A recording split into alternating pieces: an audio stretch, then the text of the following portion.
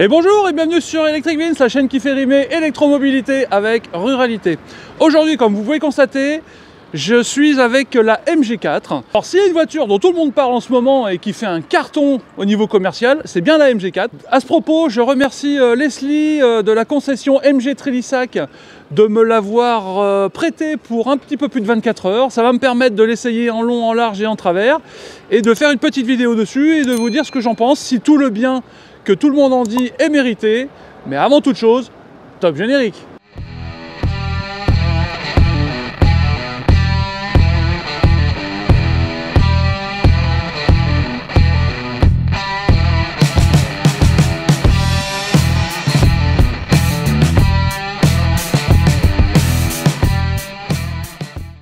Bon alors, si on la découvrait ensemble cette voiture.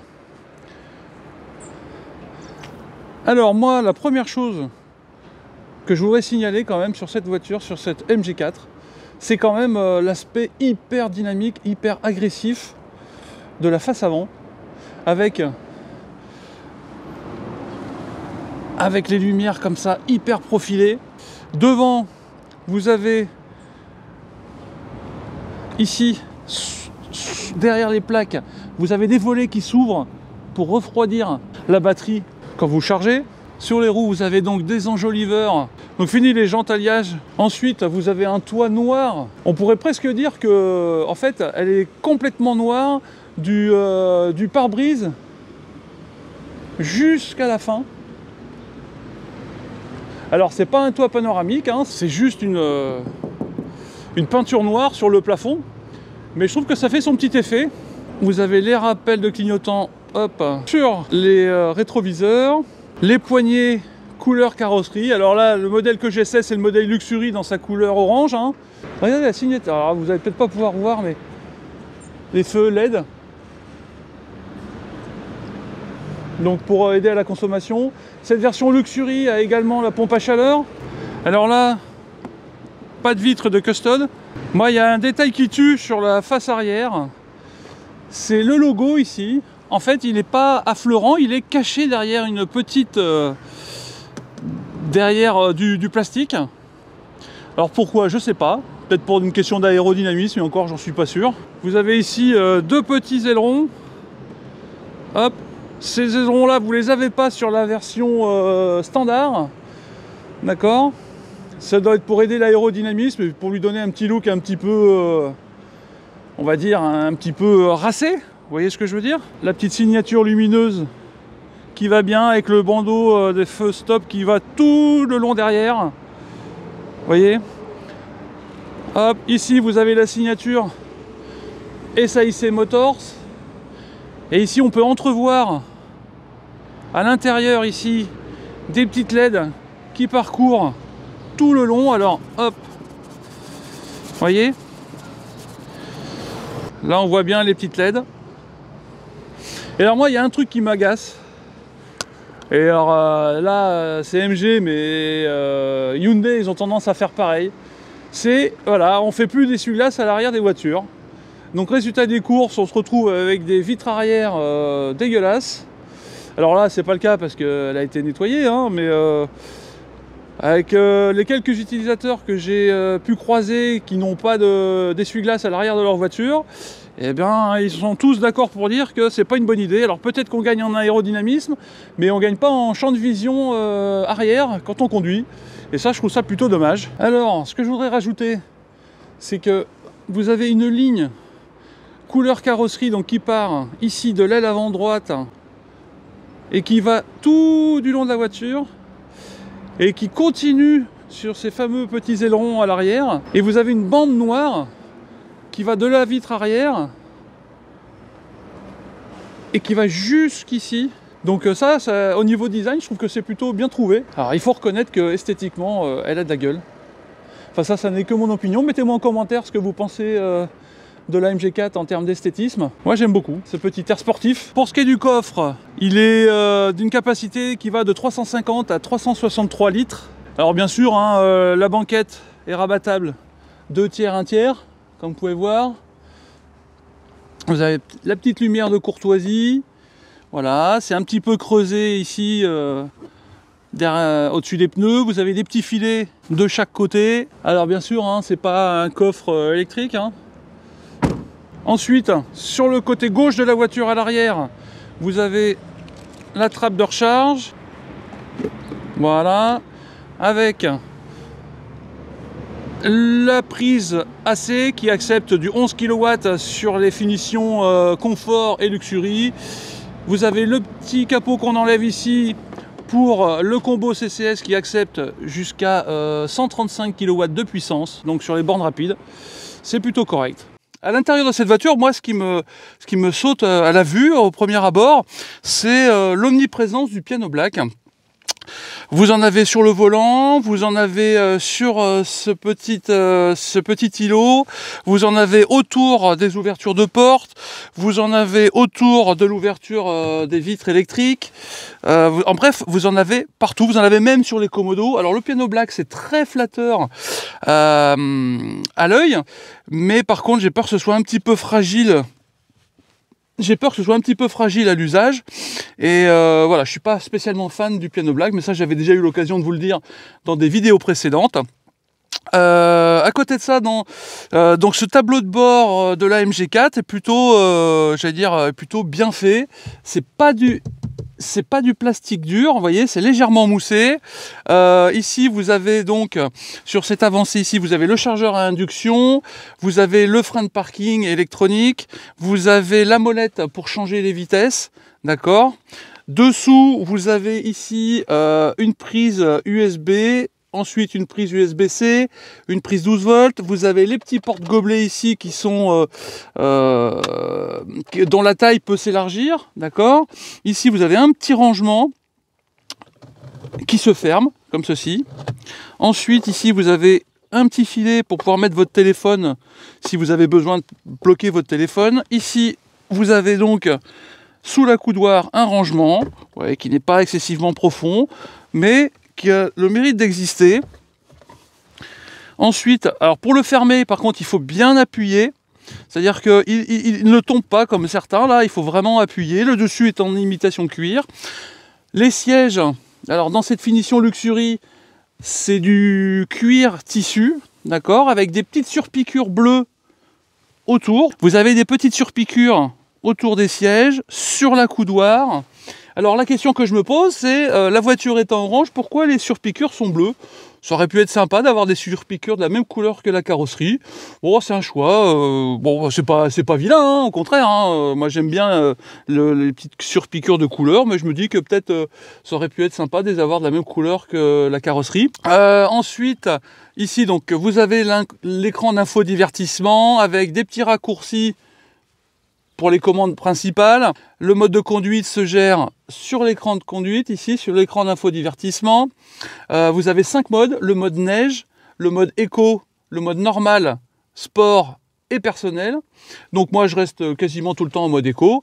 Le mode personnel, bah forcément, comme je l'avais pour 24 heures la voiture, je ne l'ai pas essayé, je ne l'ai pas personnalisé. Ensuite, vous pouvez gérer la régénération d'énergie, faible, moyen, fort ou adaptatif. L'inconvénient, c'est que votre mode de conduite n'est pas sauvegardé.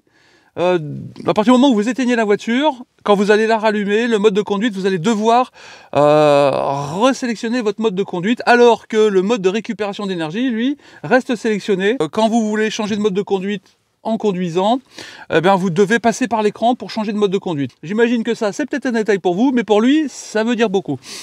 On aura la référence qu'il veut. Ensuite, vous avez donc le MG Pilote, avec toutes les aides à la conduite possibles et imaginables. Vous pouvez même remorquer,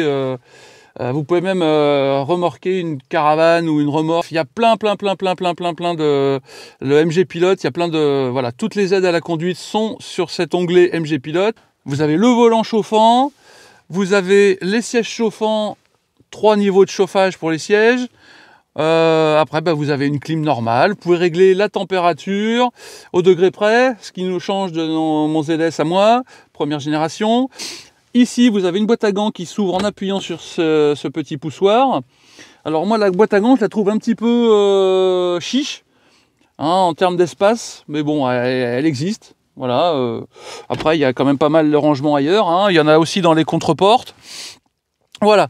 Vous avez un petit écran pour la conduite ici, avec toutes les informations essentielles à la conduite. Donc vous avez la vue de la voiture avec tout son environnement qui est affiché sur cet écran. Vous avez les commandes ici, enfin vous avez votre instantané de consommation qui apparaît. Vous avez la vitesse, les détections des panneaux. Vous avez votre consommation et votre état de batterie et votre kilomètre d'autonomie. Vous avez un petit rappel du mode de régénération sur lequel vous êtes. Vous avez un petit pourcentage d'énergie consommée en temps réel. Ce qui me permet de dire que hier, quand j'étais sur l'autoroute, j'étais en régulateur adaptatif et à un moment donné, il a freiné et c'est là que j'ai vu qu'il régénérait de l'énergie. Donc ça, là, on est bien. Franchement, on est pas mal. Il manque une chose quand même, et ça, c'est ma marotte à moi. Il manque les petites palettes au volant pour régler la puissance de régénération de la voiture. Si on avait les petites palettes, on serait au top. Là, franchement, on n'est pas loin du top. Mais si on avait les petites palettes pour un peu comme ce que j'ai moi sur le Kona, là, on serait au top. Le siège conducteur est réglable électriquement, alors que le siège passager n'est réglable que manuellement. Bon, ça, on pourra leur pardonner, hein, vu le prix de la voiture. Alors, ce que je disais devant est valable pour l'arrière aussi. Vous avez du piano black, beaucoup de piano black à l'arrière aussi. Vous en avez autour des ouvertures de portes.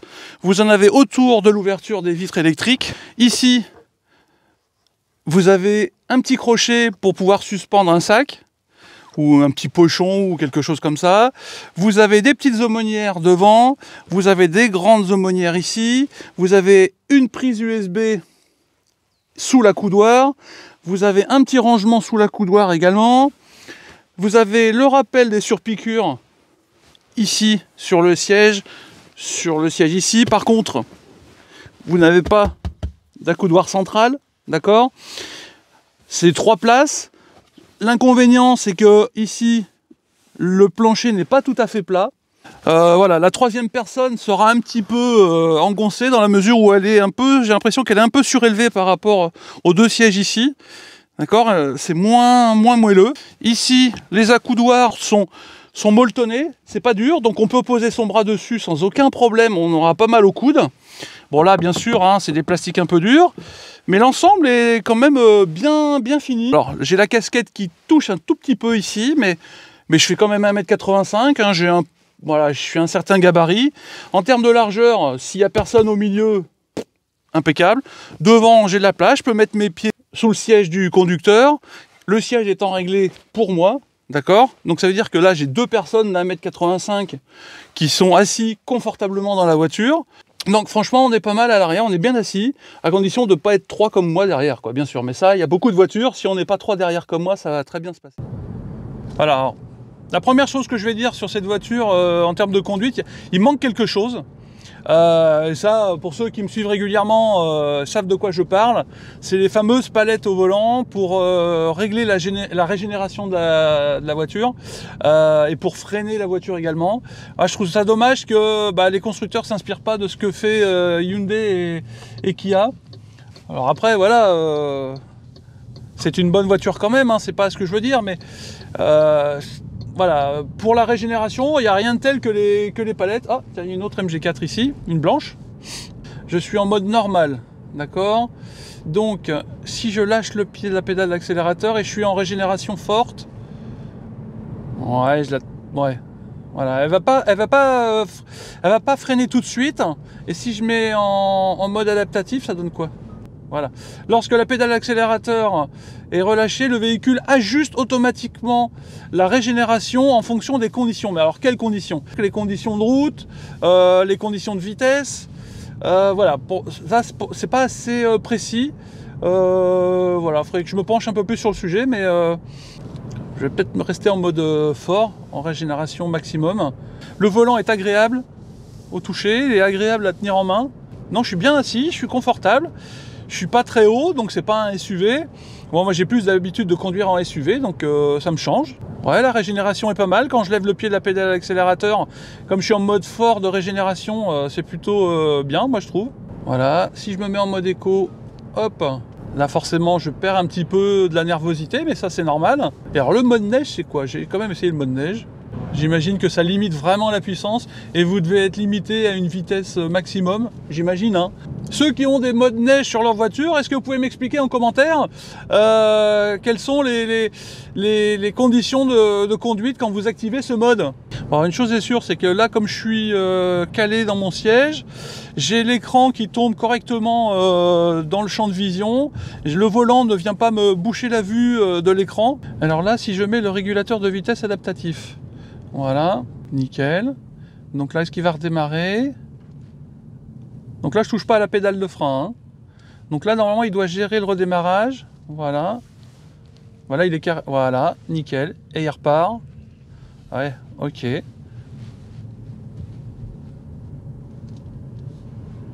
Voilà. Bah écoutez, le rond-point, c'est bien passé. Il y avait quelqu'un devant moi, ça l'a fait ralentir. Bon, bah comme je l'avais mis à 38, je vais peut-être accélérer un peu. Hein. Voilà. Donc là, c'est 50. Donc je ne touche pas à la pédale d'accélérateur et on va voir s'il me maintient bien. Voilà, dans le virage, il a ralenti de lui-même sans forcément piler, comme je pouvais avoir le cas sur mon ZS, parce que c'est vrai que quand je mets le régulateur, quand on arrive dans un virage, il pile. Là, il ralentit sans piler, ça c'est bien. Donc là, j'ai mis à 50. J'ai une voiture devant, j'ai une voiture derrière, donc il me détecte bien la voiture devant. Il détecte aussi les voitures qui sont garées sur le côté. Voilà, donc là il a détecté que la voiture ralentissait, donc je ralentis aussi. Donc là pour l'instant je ne touche toujours pas à la pédale d'accélérateur, ni à la pédale de frein. En fait, je suis conduit, j'ai la vitesse de la voiture qui me précède. Alors bien sûr, hein, s'il roulait à plus de 50, ben, je resterai à 50, donc ça c'est quand même bien. Ouais, je trouve les aides à la conduite plus précises sur le MG4 que dans le ZS de première génération. Franchement, elles sont plus précises. Hein. Je rappelle, pour une voiture qui démarre à moins de 30 000 €. Alors celle-là, non, hein, fait 36 000, hein, parce que c'est la finition Luxury. Là, je passe un rond-point, toujours sans toucher à la pédale d'accélérateur ni au frein. Alors, elle tarde un peu à réaccélérer, je trouve. Ce qui fait que derrière, les gens attendent un petit peu que la voiture réaccélère. Mais est-ce que c'est pas mieux d'être sûr que la voiture devant prend de la distance avant de réaccélérer? Moi, je pense que ça peut être pas mal. Voilà. Alors, est-ce qu'elle va à l'arrêt complet? Nickel. Et elle me laisse une petite distance entre la voiture devant et moi. Voilà. Elle redémarre, toute seule. Oh, c'est bon ça. C'est vrai que quand on est pris dans les embouteillages, voilà, c'est l'aide à la conduite dans les embouteillages, hein, c'est quand même bien pratique. Donc on peut l'utiliser aussi en ville, hein. Regardez là, le feu passe au rouge. Je m'arrête et ça fait quand même 5 minutes que j'ai pas touché ni à la pédale de frein, ni à la pédale d'accélérateur. C'est une voiture comme je les aime, c'est une voiture de feignant. Alors là, il y a le petit logo MG électrique ici, c'est le petit détail qui tue, j'aime bien moi ça. Il faut que j'arrête de dire j'aime bien, hein, on va dire que je suis payé par MG, ce qui n'est pas le cas du tout. Voilà, dans cet intérieur, ce que je disais tout à l'heure, c'est vraiment l'omniprésence du piano black. Moi, ça me chiffonne un peu parce que c'est vraiment hyper fragile. Alors devant, bon, comme c'est censé être des adultes, j'imagine qu'on va faire un peu plus attention. Mais derrière, où c'est plus souvent des gamins qui vont être assis, je suis pas sûr que le piano black soit une bonne... Ah, là par contre, il n'a pas vu le feu rouge, donc là, je vais m'arrêter. Voilà. Bon, ça, c'est un peu la limite du système. Donc là, il y avait un feu qui est passé au rouge. Donc lui, il allait suivre la voiture. Donc je me suis arrêté. Mais dans les embouteillages, quand ça s'arrête, ça repart et tout, la gestion se fait très très bien. C'est-à-dire que ça s'arrête et ça repart tout seul sans que je touche à la pédale d'accélérateur. Donc c'est nickel. Cette voiture est limitée à 160 km/h. Mais ça, c'est valable pour les 3 versions. Ah, il y a un truc qui est sympa en fait. Quand on met son clignotant pour tourner à droite ou à gauche, en dessous d'une certaine vitesse, il y a la vue 360 qui va se déclencher, la caméra avant et les radars. Ça doit être pour détecter si on veut se garer. Ça doit être pour une aide au stationnement. Et ça, c'est pas mal. Et au-delà d'une certaine vitesse, ben, ça disparaît. En tout cas, en ville, les aides à la conduite sont bien efficaces. Et alors là où je suis épaté, c'est que elle n'est pas haute. Et quand on passe les ralentisseurs, en fait, ça frotte pas. Et franchement, moi qui avais un peu peur de ça, eh bien, je suis agréablement surpris. Alors, je vais mettre le chauffage du volant en route, parce que je vais me faire un petit plaisir, hein. Je connais pas ce que ça fait. Je vais mettre un petit peu le siège chauffant également. Bon là j'ai pas mis le chauffage, hein, je suis en mode, attends, je dis pas de bêtises. Hop, tac, tac, tac, tac, tac, hop, on revient comme ça. Donc je suis en mode éco, en régénération forte toujours. Donc ce que j'ai pas dit, c'est qu'avec cette voiture, il y a une application qui vous permet de gérer la mise en route de la voiture, de la clim à distance, de régler la mise en route de la charge de la voiture à distance. Bon, ils n'ont pas, c'est des meilleurs, hein. Donc ça, c'est quand même bien pratique aussi. Ils appellent ça le iSmart de mémoire. Donc vous avez également toutes les aides MG Pilote. Ah, ça fait bizarre le... Ah ouais, c'est sympa le volant chauffant. Genre quand il fait -6 comme ce matin quand je suis allé chercher la voiture, j'aurais bien été content d'avoir le volant chauffant dans ma ZS, vous voyez ce que je veux dire. Allez, je me mets en mode sport, hop. Voilà, ça envoie un peu du steak. Bon là maintenant que j'ai bien chaud, je vais peut-être pouvoir couper le volant, le siège chauffant, hop. Revenir au mode de conduite. Comme vous pouvez voir, l'écran est quand même très réactif. Alors c'est pas le plus réactif que j'ai connu, mais franchement il est bien. Moi ça me suffit mais largement. Ouais, il a l'air de régénérer l'énergie en freinant et ça c'est plutôt une bonne chose. Ce qui n'était pas le cas sur les modèles précédents d'MG. Enfin moi j'avais pas constaté qu'il régénérait l'énergie en freinant et là il freine pour se maintenir à la vitesse qui est programmée sur le régulateur de vitesse et donc du coup il régénère de l'énergie. Bon point MG. Voilà, ça me le met sur le tableau là. Alors sur cette voiture il y a également la vue 360.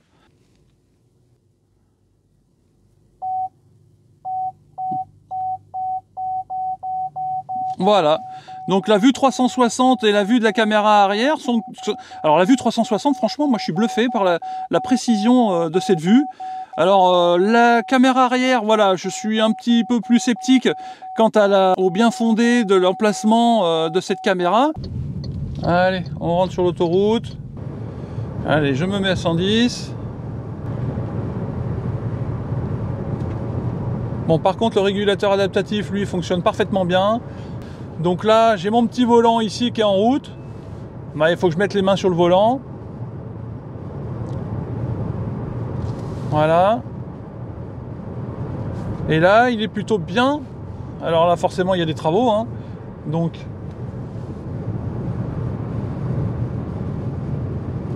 Et donc, maintenant que je suis dans la ligne, voilà, il redétecte les lignes. Je lâche le volant.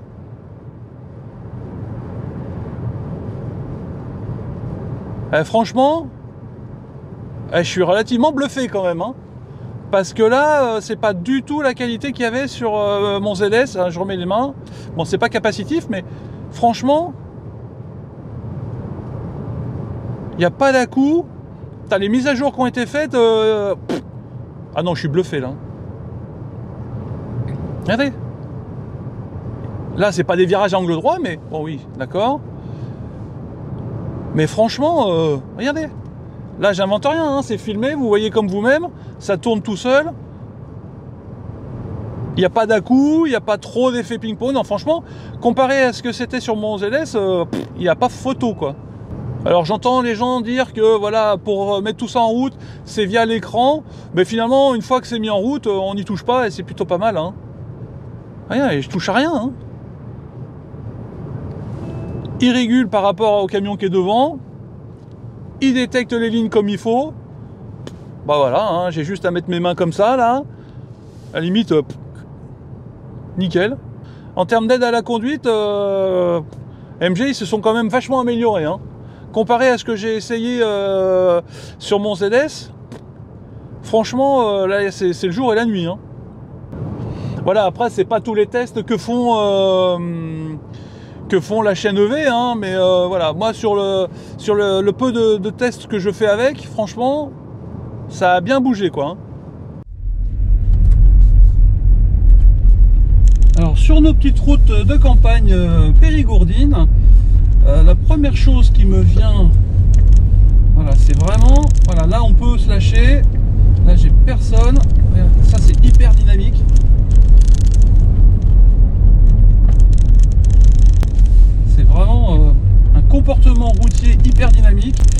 les amortisseurs, bien que voilà, jouant le rôle d'amortisseur, comme on est plus bas, on a quand même tendance à sentir quand même un peu les aspérités de la route. Alors si je veux changer de mode, bah, il faut que j'aille ici.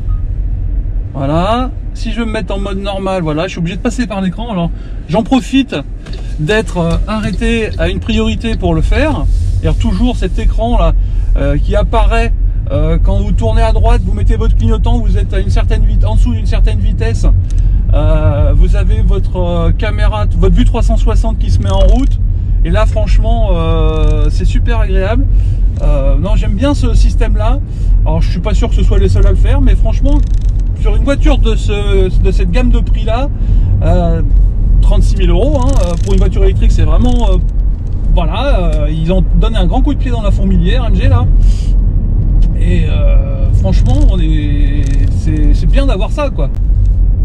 Hop, on va essayer d'accélérer un petit peu quand même, voir vraiment voilà, je suis en mode normal. Ouais, c'est le dynamisme de cette voiture, on reste collé au siège. Alors j'ai toutes les aides à la conduite, hein, anti-dérapage, enfin la totale, hein. Donc là je suis pas embêté. Voilà, donc là on est sur les petites routes de campagne. Donc là il n'y a pas un chat, donc je peux me permettre de faire quelques embardées avec la voiture. Comportement très très sain. Bon, on va éviter d'embarquer la petite dame qui fait sa petite marche à pied quotidienne, en fumant son clope, hein, bien sûr. Ouais, alors là, vu 3/4 arrière, bah, j'en ai pas, vu qu'il manque une vitre de custode à l'arrière, hein, donc ça c'est quand même pas très positif comme point. Alors vous me direz, il y a les aides à la conduite, hein, les détecteurs angle mort, les caméras, les machins, les trucs, mais moi qui suis très à l'ancienne, si je veux me retourner pour voir ce qui se passe 3/4 arrière, ben, j'ai pas de visibilité vu qu'il n'y a pas de vitre de custode à l'arrière. Voilà, ça c'est un peu pénible. C'est un peu comme les essuie-glaces à l'arrière. Pourquoi ils nous suppriment ces essuie-glaces? Bon, peu importe. Alors bien sûr, hein, je vous ai parlé de toutes les aides à la conduite que vous avez sur le MG Pilote. Alors il y a quelques aides qui doivent être enlevées, je pense, à vérifier, hein, mais il y a quelques aides qui ne doivent pas être sur le modèle standard, hein, avec la batterie de 51 kWh. Mais pour la plupart, elles y sont de série. Donc franchement, là, MG, ils ont fait quand même fort, hein. Donc là, hop, on va accélérer un petit peu, on va se mettre... Alors, là, voilà, la solution, c'est de rester toujours sur cet écran-là, d'accord, quand on conduit, sur l'écran, sur les paramètres voiture, sur l'onglet conduite. Comme ça, bon, vous mettez votre radio, votre musique ou que sais-je encore. Et comme ça, quand vous voulez conduire et que vous voulez changer rapidement, bim, vous changez, hop, mode sport, bam. Là, on accélère. Voilà. On va essayer. Et là, oh là là là. Et elle tient bien la route, quoi. Là, j'ai pas mis l'aide au maintien dans la voie. Franchement, il y a des voitures qui tiennent plus ou moins bien la route, hein. Mais là, celle-là, elle la tient très très bien. En termes d'insonorisation, je sais pas si vous pouvez l'entendre via le micro, mais il y a quelques petits bruits d'air, d'accord, bon, qui sont pas excessifs, mais il y a quelques petits bruits d'air et je suis qu'à 80, donc j'imagine qu'au-delà de 100, 110 sur l'autoroute, ça va être un petit peu plus présent. Bon, bah écoutez, ça va être l'heure de conclure cette vidéo. À tout de suite. C'est l'heure de la conclusion de cette vidéo sur la MG4 en finition Luxury. Je vais vous dire ce que j'aime un peu moins et surtout je vais vous dire ce que j'aime sur cette voiture, sur ce MG4. Alors ce que j'aime un peu moins sur ce MG4, la première chose c'est l'omniprésence du piano black. Il y en a partout, il y en a sur le tableau de bord, il y en a même sur les portes arrière, à l'intérieur. Alors là où les enfants vont s'installer, je pense que ça va très très mal vieillir, parce que les gamins, comme vous savez, ça fait pas très attention, où ça met les pieds, où ça cogne, enfin bon bref. Il faudrait que les constructeurs arrivent à comprendre que le piano black c'est flatteur, mais c'est super fragile, et après à la revente c'est plus compliqué. Ça n'est que mon opinion, vous mettrez en commentaire ce que vous en pensez. Alors autre point négatif que je vois sur cette voiture, et là il n'y a pas que MG qui fait ça, ils ont supprimé les essuie-glaces sur la vitre arrière. Mais arrêtez de me supprimer ces bons sens d'essuie-glaces sur les vitres arrière. Ça ne marche pas, on ne voit rien. Moi, tous les commentaires que j'ai eus, tous les témoignages que j'ai eus à ce sujet-là me disent que la vitre arrière est tout le temps sale.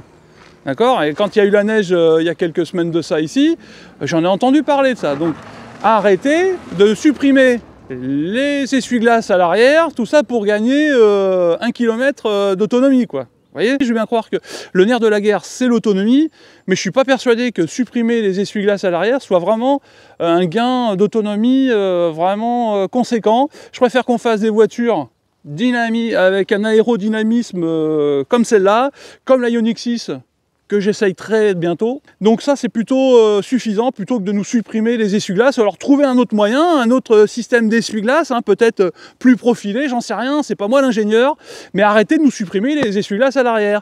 Voilà, ça n'est que mon opinion, mettez-moi en commentaire ce que vous en pensez aussi, parce que ça m'agace. La troisième chose que j'aime un peu moins, c'est la vue 3/4 arrière. J'ai voulu prendre une intersection avec une route qui venait 3/4 droite, à l'arrière. J'ai voulu me retourner pour voir s'il venait une voiture, et du fait qu'il n'y ait pas de vitre de custode ici, eh ben, j'avais aucune visibilité. Alors vous me direz, certes, il y a des aides à la conduite hein, qui détectent les angles morts, mais moi j'aime bien à l'ancienne avoir vision sur mon 3/4 arrière quand je sors, quand je prends une intersection. Maintenant on va passer au point positif de cette voiture, et là on va commencer d'abord par le prix. Avec une gamme qui démarre à moins de 30 000 €, hors bonus écologique, MG a tapé très fort. Bon alors voilà, hein, j'invente rien, c'est pas un scoop, hein, tout le monde le dit, hein, parce qu'effectivement c'est une très bonne voiture, elle coche beaucoup de cases. Pour cette finition luxury, hein, parce que je n'ai essayé que la finition luxury, vous avez toutes les aides à la conduite possibles et inimaginables. Détection angle mort, maintien dans la voie, régulateur adaptatif, volant chauffant, siège chauffant, charge par induction, et que sais-je encore, je pourrais vous en nommer la vue 360.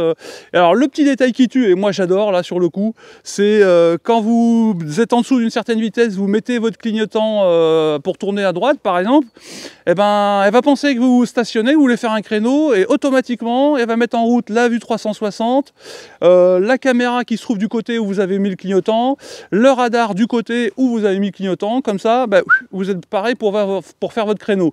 Alors effectivement, si c'est juste pour tourner à droite, ça n'a aucun intérêt, quoique.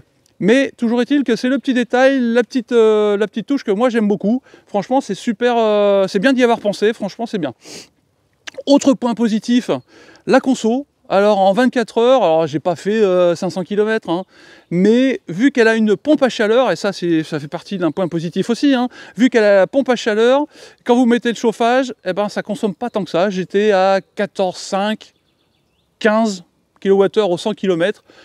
Ce qui est quand même correct, d'accord. Alors après, il faudrait faire des essais de consommation sur des durées plus longues et surtout sur des distances et des routes différentes, hein. Moi, pour l'instant, c'est juste, voilà, c'est une consommation moyenne que j'ai relevée moi, perso. C'est plutôt correct, hein. L'autonomie, 450 km d'autonomie, on est bien, on commence à pouvoir voyager là. Autre point positif, c'est le look.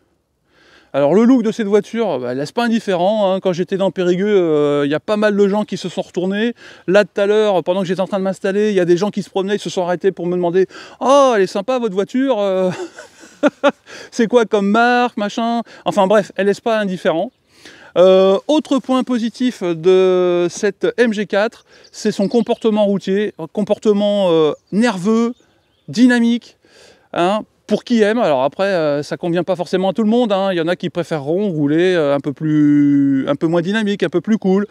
Voilà, ça c'est mon avis. Dites-moi en commentaire ce que vous en pensez. Autre point positif de cette voiture, elle recharge en 11 kW en courant alternatif. Et en courant continu, elle est à 135 kW. Bon, 135, c'est pas non plus ce qui se fait de mieux, mais ça commence à être correct. Et surtout en courant alternatif à 11 kW, franchement, deux séries, hein, c'est pas une option, c'est deux séries. Il n'y a que le modèle standard qui est à 6,6 kW. Bon. Après voilà, et par contre deux séries sur tous les modèles, vous avez le V2L, deux séries, c'est pas une option, il vous faudra juste acheter l'adaptateur V2L. Donc voilà, ça c'est un point positif aussi, le V2L est présent sur cette voiture. J'espère que cette vidéo vous aura plu. Si c'est le cas, abonnez-vous.